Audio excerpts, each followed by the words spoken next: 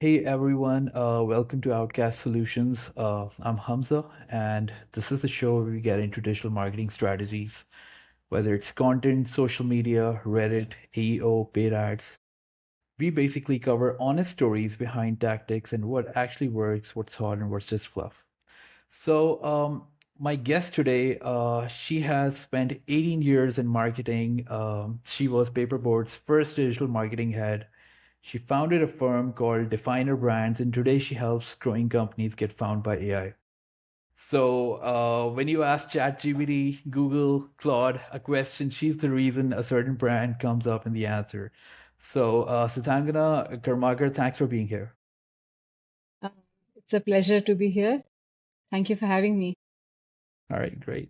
All right, so I would want to start off a little bit from your about your background, though I don't subscribe to the idea that you gotta have a certain background to be able to do certain things. I mean, I'm actually allergic to that thought process, but still, for the record, most people in your world they get into branding or they climb up through the SEO. But you came in through brand strategy. So I wanted to understand your perspective. Does that give you a different perspective on how you see things when you talk about AEO, SEO, keywords? Yeah, I'm also quite allergic to being bucketed.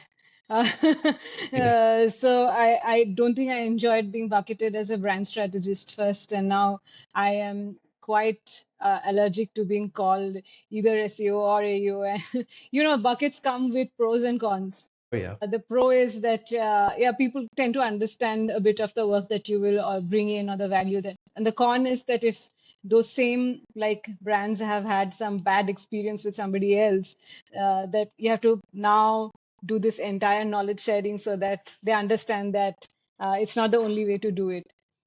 So yeah, and I do understand, like I do feel like I'm quite alone in this journey where I've not come from the SEO world. I don't talk the same language, but I feel like there is like technical SEO, things that you need to do for your website to really perform well.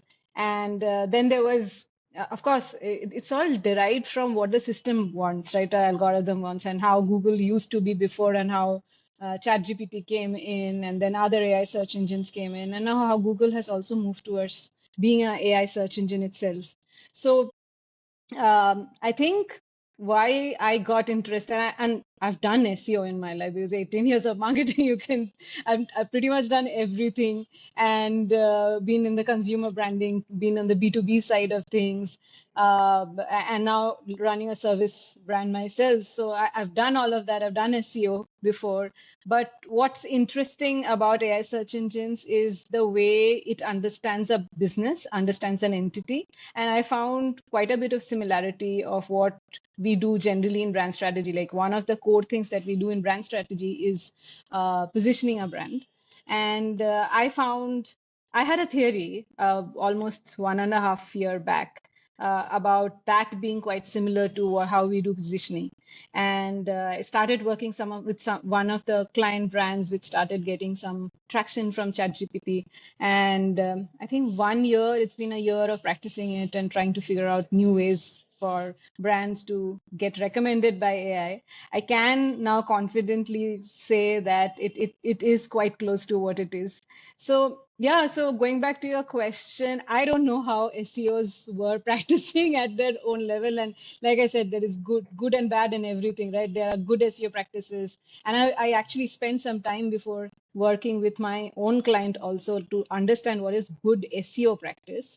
And then I've adopted them. So I use some of those older practices as well. And now I'm always on trying to understand what the algorithm is doing and how is it changing and what all I need to do so that, the brands that I work with appear in as a recommendation.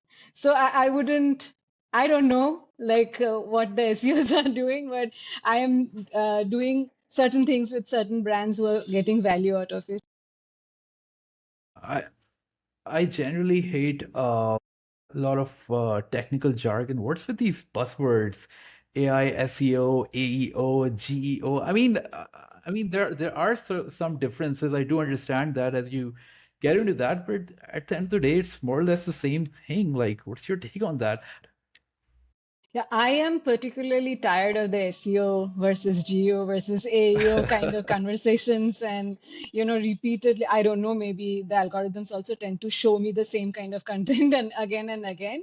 But I am tired of it. And I want this conversation to go ahead. Like, Oh yeah. like the practice that I am doing, I feel like more than AI search or anything, I want marketing to become like a stronger pillar that CEOs, CFOs, CMOs, all of them can really work towards and like build brands around them. So to me, it doesn't matter if it's AO, SEO, GEO. And I think most of the CMOs that I speak with and CMOs and founders both that I work with in growth stage, they also don't care about these, like, what do you really call it? I think it's mostly the practitioners and trying to into fit into some part of the industry, trying to raise the value of whatever they are practicing. And I think that conversation is happening between the practitioners more than the business side of Okay, like business side folks. At least the people that I work with, they are not bothered about the terminology. So I don't tend to care as well. great. Let's talk a little bit about Definer brand. So you started Definer brand in March 2022. Yes. And ChatGPT doesn't show up until the end of the year, like November 2022. So, is there any particular strategy? Is there any particular tactic that, before the advent of AI, you used to practice, but you've sort of like abandoned, or it's no longer relevant, or you feel like, I mean, something relate to a GDM or positioning, something that you feel like in these 4 years has drastically changed and it's just a little close to irrelevant now. See, the strategy side hasn't changed for me, frankly, because even in positioning, like the way I practice it, I would start from understanding like what category are you working in, who's your competition, how you're differentiated, what is your value proposition, and then start designing the content around it to justify that.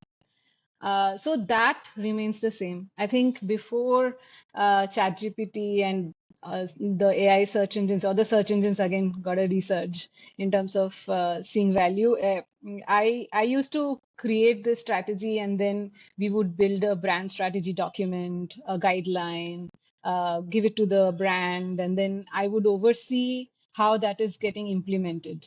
Now I don't do that. The guides are not important anymore, at least for the brands that I'm working with. We will directly get into content execution and all the tools that are there, right out there, like for measuring what is happening in the AI search ecosystem, is what I use to continuously refine the brand narratives that I am coming up with the brand when we are doing this work. So that's the shift. Like, I think I am more execution focused now rather than being just strategic and overviewing some things. I have ownership of some bit of the execution already. The content that I execute, I use it for understanding if the strategy is really working.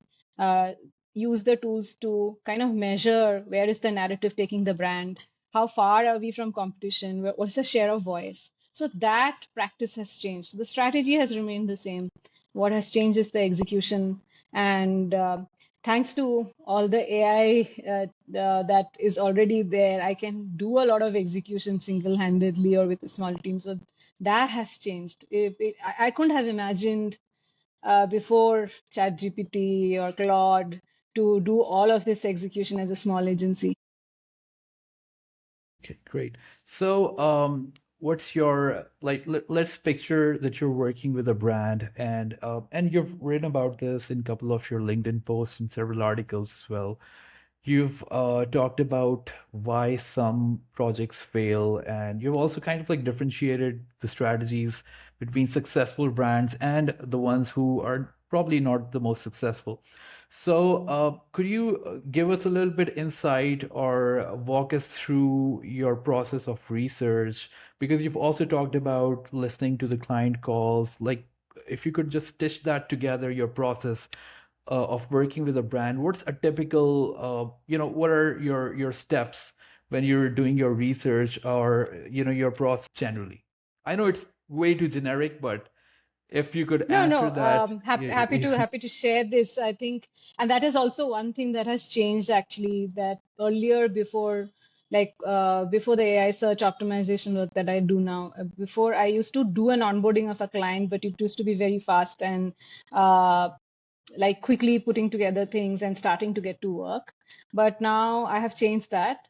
So what I realized is that if I want to use AI search engine to generate my content and to keep it contextual and justify the product, etc., I have to create first or a knowledge base so that whatever I am understanding of the brand, the tool that I'm using also has the same context.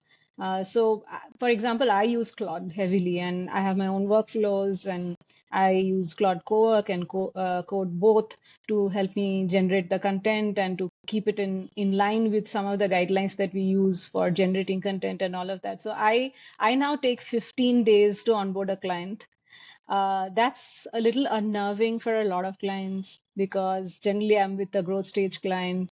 They're typically very busy trying to do a lot of things, and for them, waiting it out for 15 days oh yeah, looks horrendous.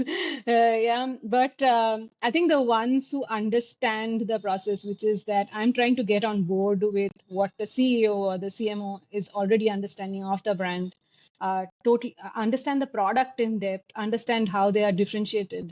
That takes a lot of work, and what and then when they understand that conversation before the onboarding, that this is what is going to happen in the onboarding, that I'm going to understand your product as well as you, and have that same amount of knowledge and understanding, so that the category also is pretty clear in my head, then I think at least the clients that I'm working with, they get onboarded. But I feel that's also a barrier, good barrier for me to select what kind of brands I want to work with, because what from all these years of working with brands and working with startups which grew into brands like Paperboat, what I know is that the folks who are really trying to create a value proposition and differentiation, they understand also this kind of onboarding, like why is it happening and why somebody even sitting outside the company, like an agency owner, needs to be at par with us in terms of understanding the business, and they appreciate it then. So the first 15 days is taken into doing this, and we actually clearly understand where is the gap in the market in terms of the brand not being able to, win the category at that time. What are the low-hanging fruits, what we can address today? And so that they start seeing some movement. And the trust factor is very important. Like when you're going with something as new as AI search, and the brand doesn't know what to do because they may not have done it fully. I am yeah. also new, and the entire Category in practice is itself new. is new. Yeah, I mean Yeah, the so it's whole new. modus operandi. Yeah, Yeah, so I figured after one like engagement that I need to figure out those low hanging fruits and start showing them some movement. And some of these CMOs did come back to me in the initial conversation saying, what's that first movement that we should see to understand that it's working? So I figured out, like, for every brand, like where are they at, what stage, what have they done in terms of content production before, and then finding out the smallest possible thing that we can checkbox, like put a checkbox and tick it out. So I figured that out, and after the first 15 days, that's what we work on, so that within a month or month and a half, depending on how matured the brand is in terms of content marketing, they should be able to see there is some movement happening already. So, like for example, I'm working with a fintech brand. It's a new category space that they're into. They're into crypto investing, and they had not invested in content marketing. So the first thing that we did was relaunching the site and making it completely understandable, like by a search engine. The content should be discoverable, it should be passable, and all of that, and worked with the CTO, and we relaunched it. The moment we relaunched it and the pages got indexed, within 24 hours, we saw uh, new queries coming in, like the ones that did not exist before because the content was not existing and it was not in the right structure. That kind of gave confidence. Then took out the next thing that we did was a blog. And within 24 hours, we saw another uptick. So that's how I now onboard clients, because I know it's a new category, it's a new practice. as much as I would want to do more, the client also needs to have that kind of trust that she knows what she's up to, which is obviously very difficult in the ecosystem right now. So I've built this onboarding method where we will take the journey step by step together. And depending on how fast or slow the brand wants to go, I also alter like how the content strategy should be built. So, just out of based on what you told me, I do have a question though. Often, in order to help them. But then, I'm pretty sure you've worked with international brands as well as local brands. So, is this a mentality issue? Is this like an issue where, I mean, a perspective issue? Is this a patience issue? Like, and could you give us some geographical examples, if you will? So, has geography been a factor when you've been working with clients on how patient or understanding or open they are to new strategies and tactics? Yeah, I think that is there. I think it's a matter of where the industry is, like how matured it is in that geography, right? Like, for example, US, Europe has typically, like over centuries, built brands. Yeah. Marketing has been always a little more matured in both these industries, in these geographies. And so you tend to see more respect for building brand, for building something that has a differentiated value and all of that. So obviously, geography wise, you see more patience and more respect for these things. India, in that sense, and obviously because I'm situated in India, I work with more Indian clients. I've worked with some European clients and some Middle East based clients as well. Um I think geography plays a role. Second is, what are you building? Like, are you in the business of commodity where you want to, like, sell your products to a larger audience? So what happens in India is that we are a populated country, right? You see Yeah. that there is a large addressable market. I think that's a big temptation for venture capitalists as well as founders, that you want to reach the maximum number of people who will buy your product. So the tendency is to build more mass products and mass brands. But as the market has evolved, so I was in the OG Paperboat. Paperboat is sort of like one of those original brands which decided to become a brand. And they first focused on brand story, and they spent a lot of time, effort building a team and the energy to build a brand story and then create a new category for itself in beverages. So I know it depends on the founders who are building the brand. If they're building a brand, like, something that is different, has a story to it, has something extra to give in the category, or are you trying to like build something that is commodity and can be accessible to a larger population, maybe at a cheaper rate or at a more reasonable rate. And nothing is, I don't think it's a good or bad practice, but it's dependent on what you want to do. And for example, I have that idea of brand building, so I will always choose founders who are trying to build something. And so I don't know, it's by design or by accident that most of my clients are category creators or subcategory creators. So yeah, so it's difficult to get such founders, at least in a market like India. But I haven't worked in US markets directly, so I don't know. But I'm guessing, like from all the understanding. But I do have friends in US who are working in marketing, and I'm part of communities where there are a lot of US marketers, and I'm in touch with them. And I know it's a much more evolved market. I think that's what makes the mentality different. And I'm hoping that the Indian market is going to close that gap very soon with more brands coming from here. So, let's get back to a little bit in the audit side. You track three things about AI, how AI sees a brand. And you've mentioned it's usually mentions, citations, and sentiment. The first two I completely understand because it's like how the AI names you, how often it kind of like links you as a source. But sentiment, I mean, it's usually a vibe. Like how do you measure a feeling? What's your process with that? Yeah, so sentiment is basically what you're trying to say, and what is the search engine really talking about you? And I don't have to guess it, because the tools that we use generally gives you a sentiment analysis also, and which gives me, so for example, a brand could have 100% positive sentiment in Google AI, whereas it can have 75%, let's say, in ChatGPT. That means something that ChatGPT is not able to see or understand or read through in your in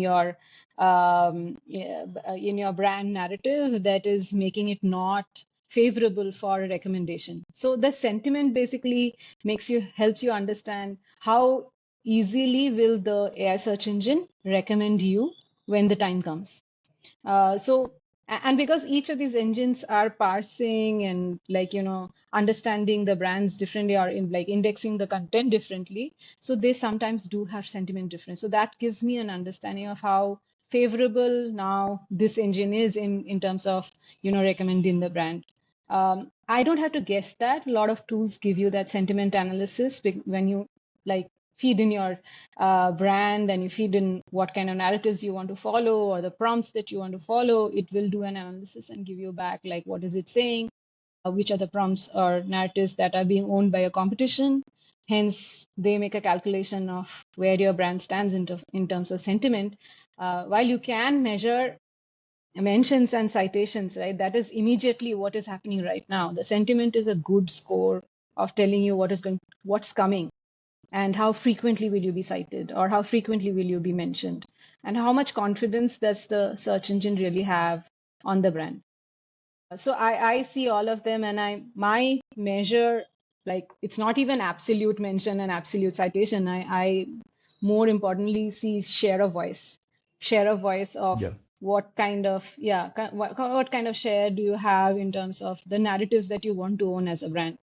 A category can have 10 narratives that uh, it can have, but you may care only about the five. So I will only measure on those five, let's say, and see if I'm winning on those five, or I'm winning on three, or I'm winning on one.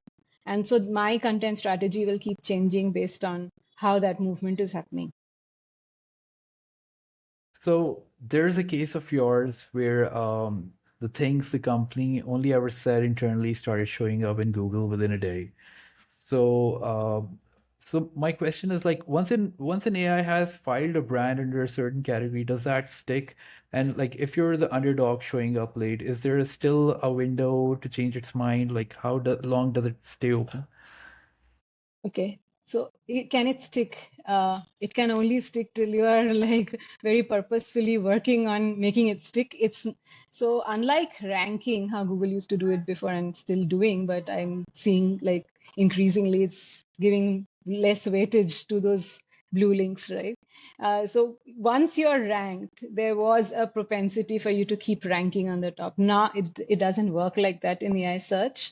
It can recommend you, let's say if you run the query 5 times, you will probably see a younger, newer brand once in 5 if you're very lucky, and then it may not show you again in the next 5 run.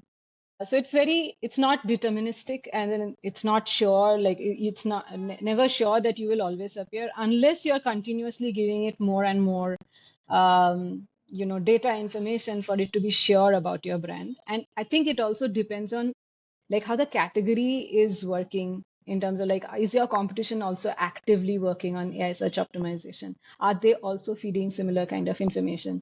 Are they also working to get the share of voice? So if you are the only one, which is unlikely in any category these days, then the chances of you showing up more number of times is higher. If you are in a competitive space and your competition is also equally aware and doing that kind of marketing, then the chances of showing up gets lower and lower. So that's one part. Um, I think, what else did you ask? I forgot the follow-up question. So, the first mover advantage, because Okay, a you're lot talking of about people. challenger brands. Yeah, that's proven. It can happen. Uh, but obviously, the timeline to make it happen is getting shorter and shorter. Like, obviously, when everybody starts optimizing on AI search, they all understand it's not a game about keywords, and it's more about the narratives. The more, like, it'll become difficult. But we have like taken brands with almost no authority in and never done SEO to start appearing in AI search a lot, like alongside global market leaders in less than 2 months. But that work in less than 2 months required, like, the website to be designed a certain way, the narratives to be in place, the positioning to be really solid. Like the brand already had the positioning, it was lacking the content marketing. So we just came in, quickly understood the brand, quickly understood the gap they're filling, where the global market leaders are not looking and not focusing on. And like I said, like we do this gap analysis, right, in the first 15 days. That's what we do for every brand. And we are working with all challenger brands. And it has happened for uh, 2 to 3 brands that they have all got results like in first 2 months. And that one day tick that happens, that is basically you releasing the most important content probably, and it getting indexed in Google. And Google now shows it in like within minutes, it indexes. If you like go and manually index your page, and it'll start showing up immediately. So that's what I referred to in that article that you picked up. So that can happen, and that is happening. Even like yesterday, it has happened with a brand that we are working with. Really great. So I'm gonna put you a little bit on the spot because now this question is usually uncomfortable, and I ask this with all my friends and colleagues as well. It's about it's the 5 year question because I know we cannot forecast what's going to happen with 100% certainty, but based on what's happening, the trends, and based on how things are looking, what's your perspective of like the way AI is what's the landscape of AI visibility gonna be in the next maybe 3, 4, 5 years? Like, is there a particular trend or a pattern that you're picking up that probably would evolve down the line? Or field in would it even exist? See, I don't know if AEO Geo even will exist like 6 months from now, especially the terminology and all of that. I am not sure. All But right. what cannot go away is that businesses being launched to solve problems, positioned really well, uh, knowing what they're doing really well, and then aligning their marketing very closely to that.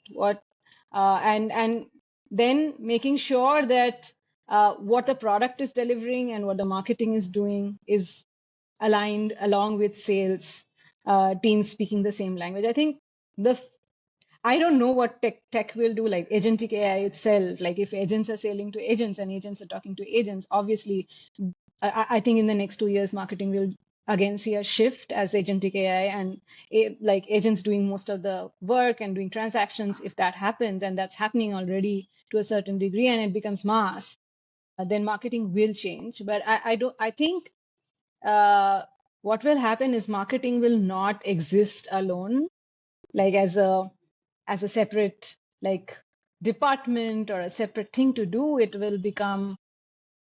should become closer to product. It should Marketing and product should be working together. They should be in the same room. Like it should not happen that product has thought of something and then marketing is told something. Marketing and product should be working together. Sales and marketing should be working together. CS and marketing should be working together, so that holistically you are bringing the same value proposition for your customer. And all of these, like product, sales, customer success, they are all working together. And marketing team is mostly like the voice of the customer, working along with these separate teams, which are much more technically savvy, probably.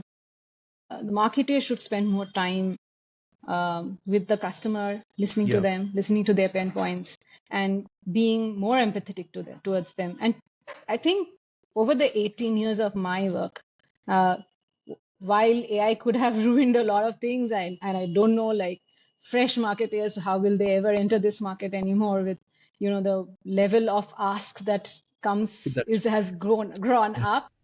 But for me, as like a marketer who's practiced a lot of this over and over again, I'm finding it easier to spend more time with listening to the consumer, listening to the customer.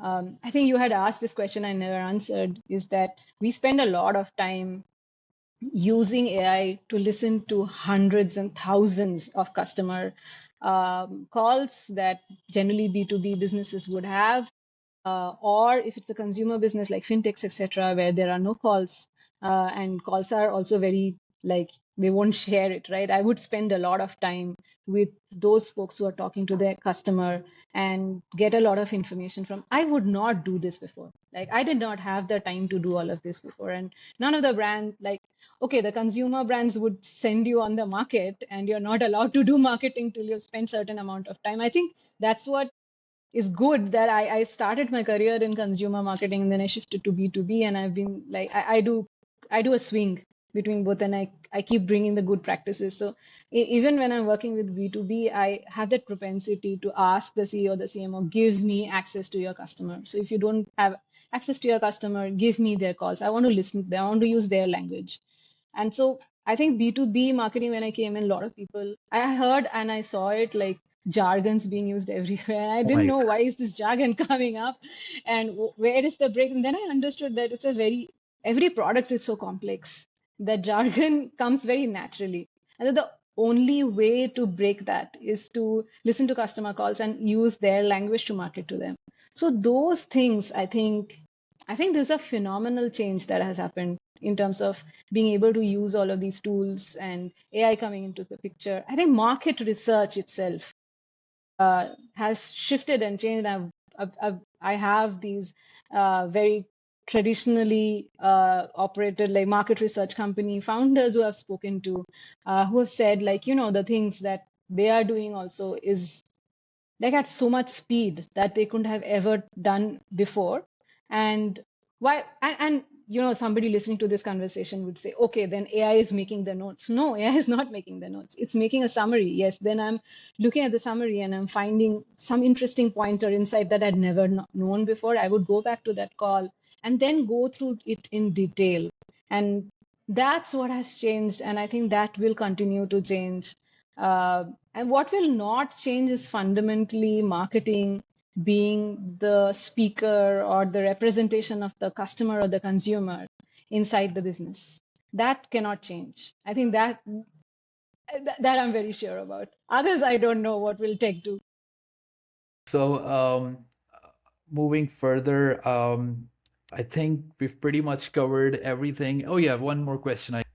If you were an 18-year-old, would it be something that you want to do differently than based on the knowledge and the experience you have now? I did not enter corporate Oh yeah. at 18. I was still studying. Uh, but yeah, so let's say 18 or 21 or whatever, whenever you're entering.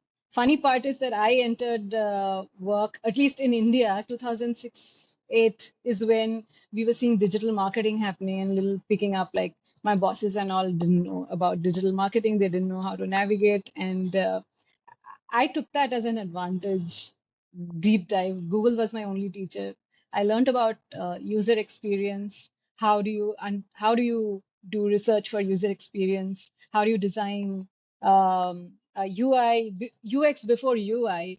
And then learned all of that, and I got a seat at the like the CEO's meeting right at the start of my career because um, I was curious and I found out all these things, and I would tell my boss. My boss would say, "Okay, come to the meeting because if I like am at loss of words, then you can fill it in." I think that same opportunity is there again now with the youngsters, and if they're curious, if they because they are open minded, right? They don't have all this pressure of understanding marketing from different angles, so they can have their own lens to understanding marketing and figure out things. But I'm working with very very young kids, like kids who have not passed out of college yet.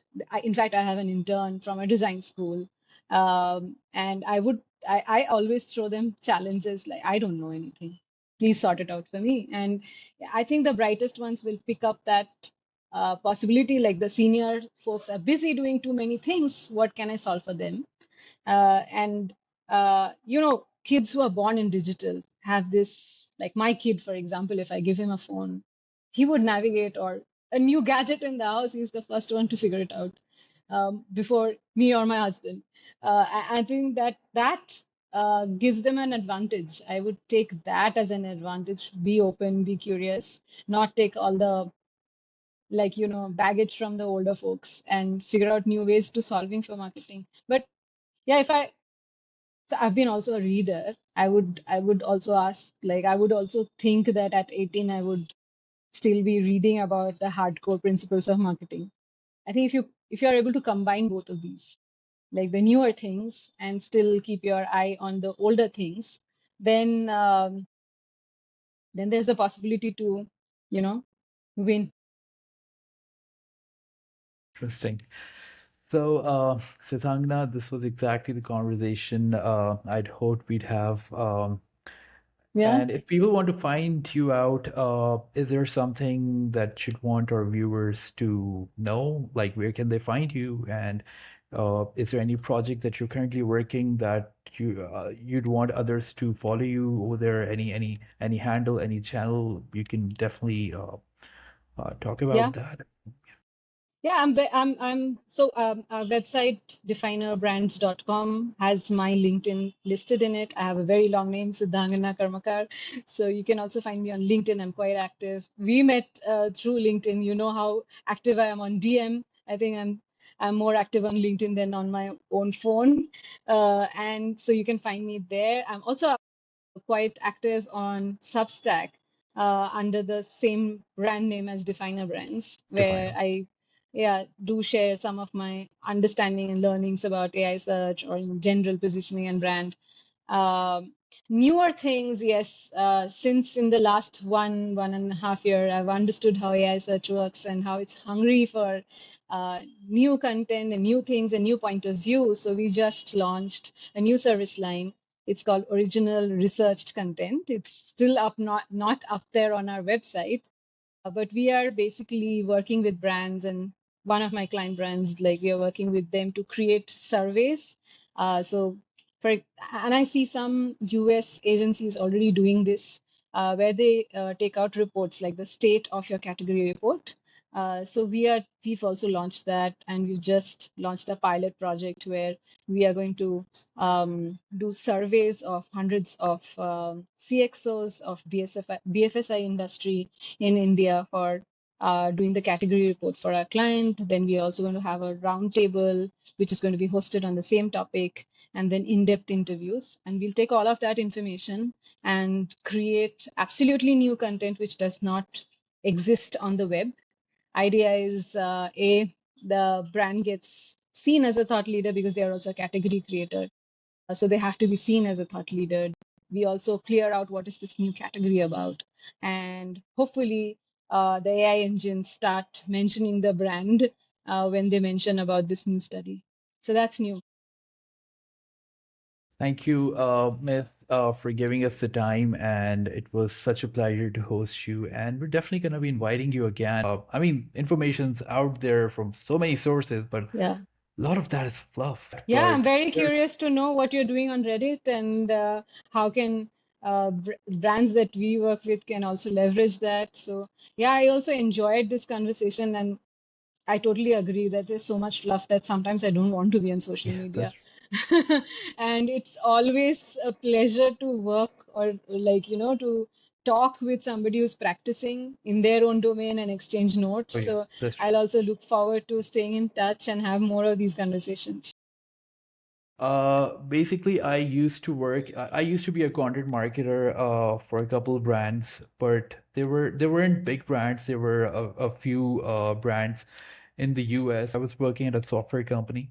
And then what happened is my first interaction with the platform Reddit was in 2019 or 20 during the COVID times or a little before the lockdown times. And when I started discovering that landscape, and I was blown away by the platform because what happened was so much unfiltered conversation. I learned Yeah, so much about so many fields from Reddit because, and what happened was I made an account and I started engaging with people over there. And the more I interacted, I got real action information. They weren't helpful for me, but Reddit, like yeah, real conversations, people actually doing stuff, whatever their experiences are, whether they're negative, whether they're, and by the way, the community was very, you're just talking about a certain direction that probably feels a little phony, a little fake, they're pointed out because it's anonymous. Yeah. I mean, I'm just so glad that Reddit's being cited by all LLMs, like all across the board, whether it's Claude, GPT, Google. I mean, they're all citing it. They're citing it heavily. I think it's number one or number two. I think probably number one from the report, what I've heard. So I have seen a shift. Still, Reddit ads, they're not mainstream.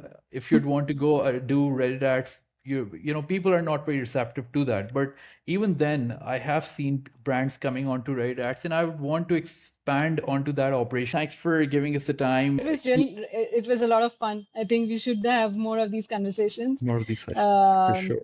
yeah, and share these out so that more people know what is really happening in the uh, That's true. at the root level at work and not just writing content. Thank you so much. Thank you so much. Have a nice day. Have a nice weekend. Bye.